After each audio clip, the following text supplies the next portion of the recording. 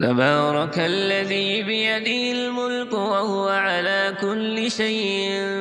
قدير الذي خلق الموت والحياة ليبلوكم أيكم أحسن عملا وهو العزيز الغفور الذي خلق 7 سماوات طباقا ما ترى في خلق الرحمن من تفاوت فارجع البصر هل ترى من فطور ثم ارجع البصر كرتين ينقلب إليك البصر خاسئا وهو حسير ولقد زينا السماء الدنيا بمصابيح وجعلناها رجوما للشياطين وأعتدنا لهم عذاب السعير وللذين كفروا بربهم عذاب جهنم وبئس المصير إذا ألقوا فيها سمعوا لها شيقا وهي تفور تكاد تميز من الغيظ كلما ألقي فيها فوج سألهم خزنتها ألم يأتكم نذير قالوا بلى قد جاءنا نذير فكذبنا وقلنا ما نزل الله من شيء إن أنتم إلا في ضلال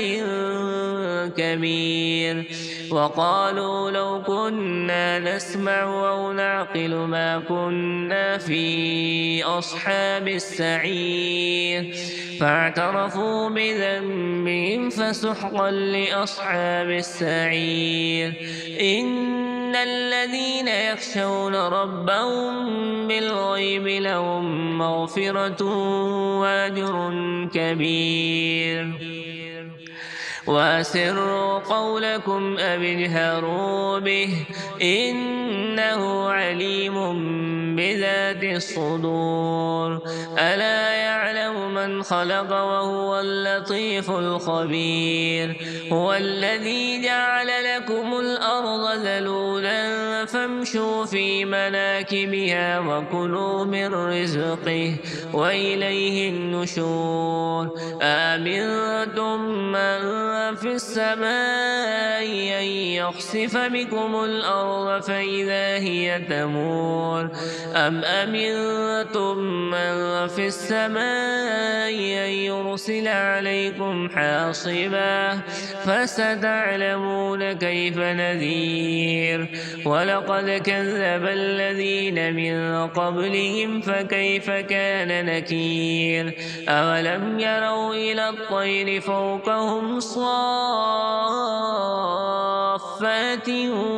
ويقبض ما يمسكهن إلا الرحمن إنه بكل شيء بصير أمن هذا الذي هو جند لكم ينصركم من دون الرحمن إن الكافرون إلا في غرور أمن هذا الذي يرزقكم إن أمسك رزقه بل لجوا في عتو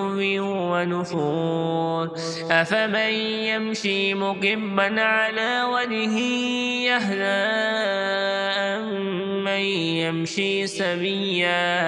أهدى من يمشي سويا على صراط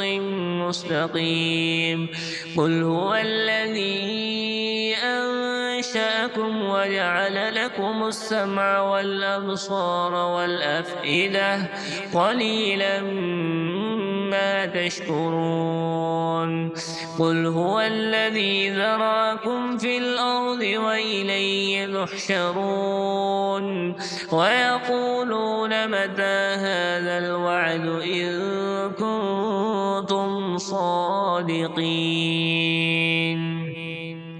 قل إنما العلم عند الله وإنما